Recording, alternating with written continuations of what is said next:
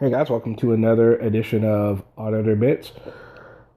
Before we get started, I just want to let everyone know if you guys haven't subscribed already, please subscribe. And while you're at it, go ahead and give this video a like. I can't tell you how much that would help me out if you guys were to do that. It would help this channel grow, and that's what I want to do. I want to keep growing this channel and making more videos for you and all that.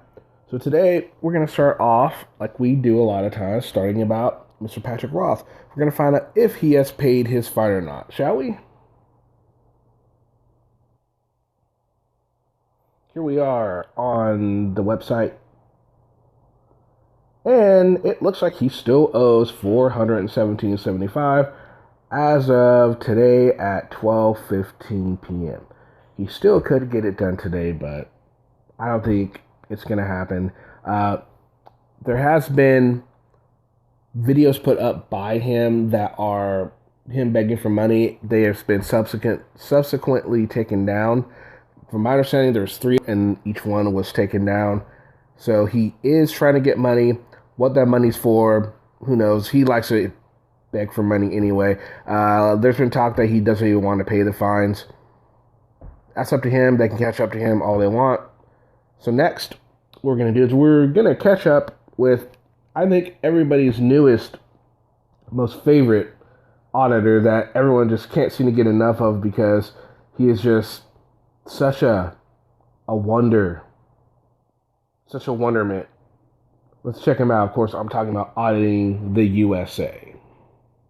We had 3. What's this say?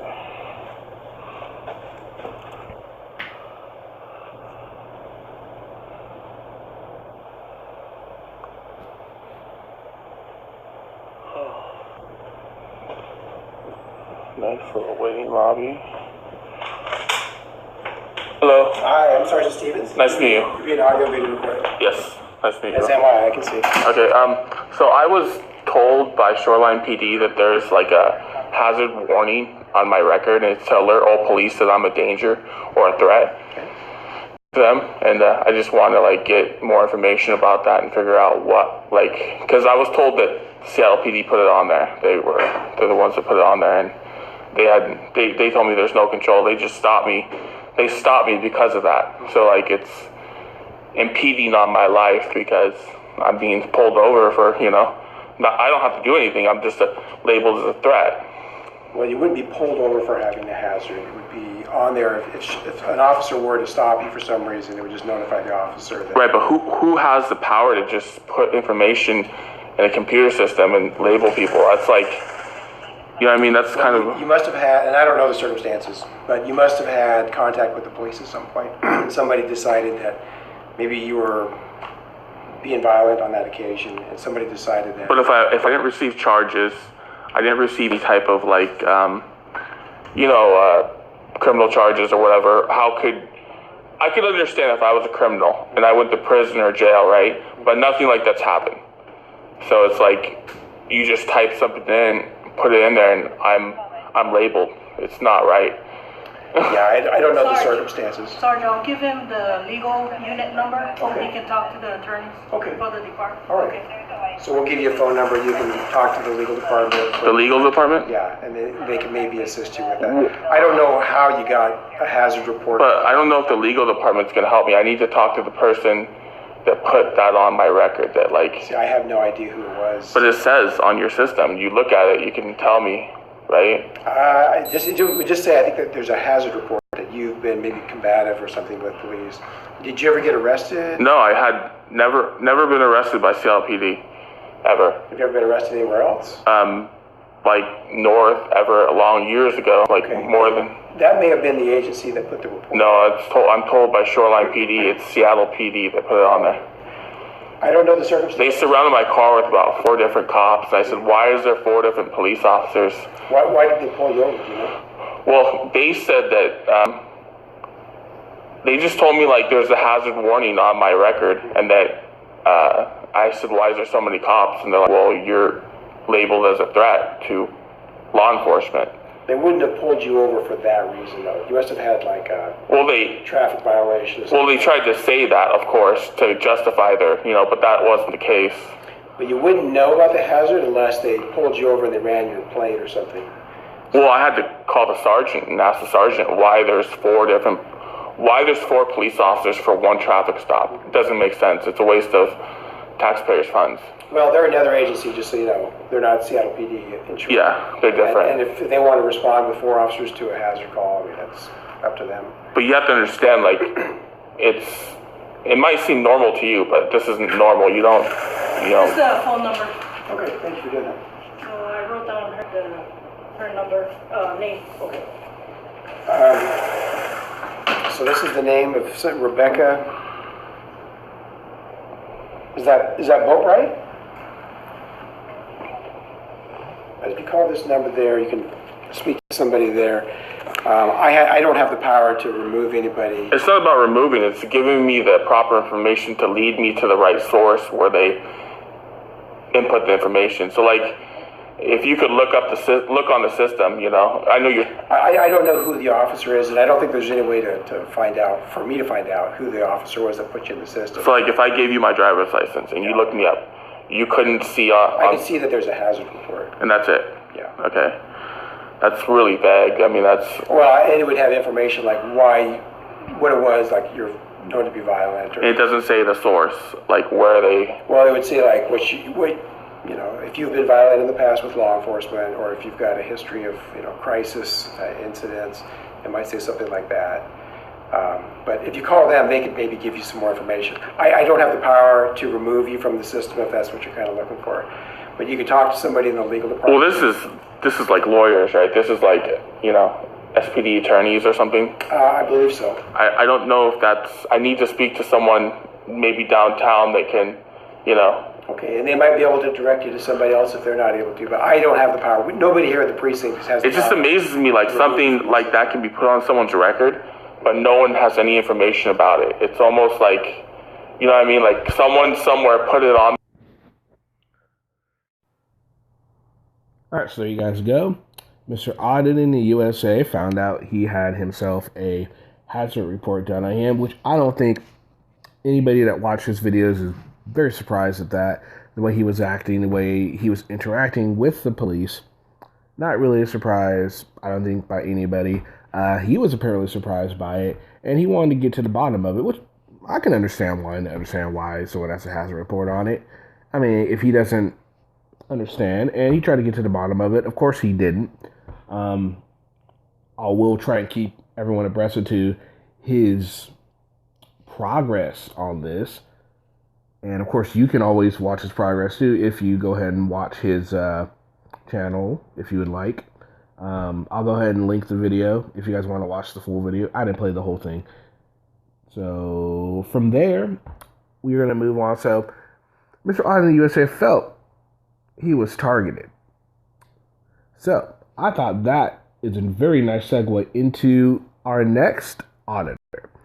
Now, I don't know if any of you guys are aware of the phenomenon that people think is going on known as gangstalking.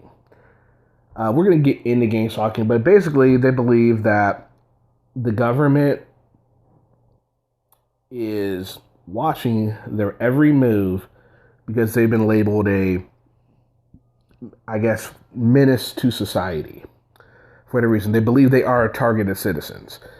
As a matter of fact, this guy's name is Targeted Citizen. Let's go ahead and check out a little bit of his video. As it is today. For all you new subscribers, I do First Amendment audits. I also redress my government for grievances. I am a First Amendment auditor. I go out and I try to expose the corruption. The main reason for this, what made me an activist, was becoming a targeted individual. My targeting went overt in 2012. I've been a hard target since then, but a targeted individual my whole life. If you do not know what a targeted individual is, we are the ones that are called tinfoil hat people. We are the ones that people call crazy, the ones that say the government's out to get us. we are real, and you are a future victim of these crimes perpetrated by our government. As targeted individuals, what you may not know is we are actually surveilled 24 hours a day in our homes, out and about in the community.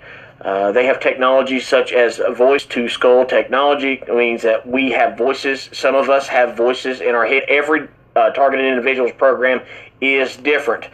All this technology can be researched.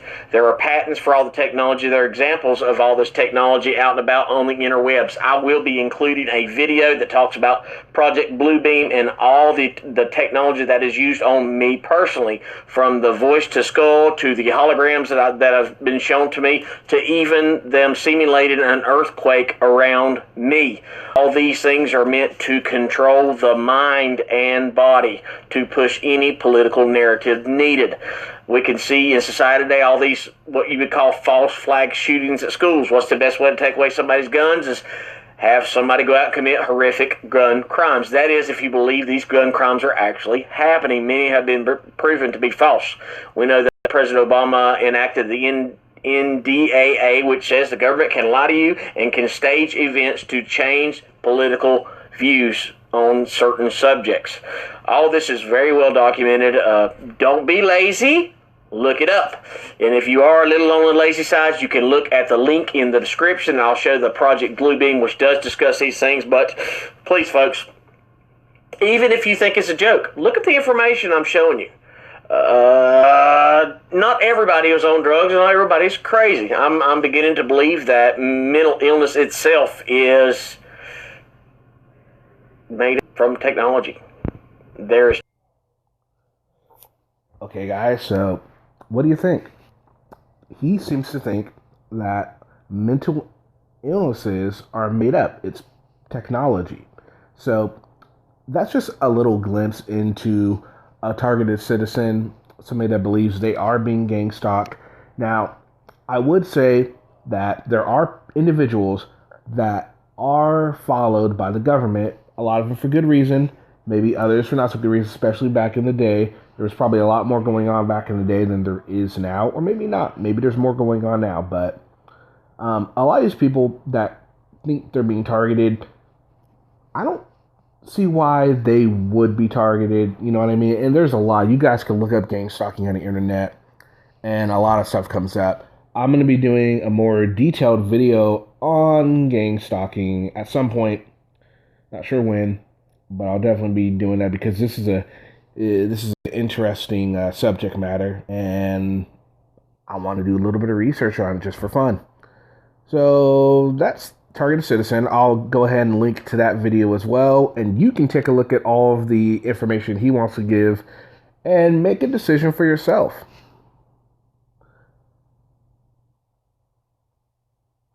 Okay, and being that Thanksgiving is so close, I was looking at on this day in history, because I like to do that, and I saw that today, November 26th, Franklin Roosevelt signed a bill establishing the fourth Thursday of November to forever be Thanksgiving. And I thought that was quite interesting. And as we all remember, Thanksgiving was a 3-day festival that was the Pilgrims and the Indians. And then around 1777, it became an annual custom throughout New England. And then in 1789, the Continental Congress decided to declare it as a national holiday, so it finally became national after the victory at Saratoga.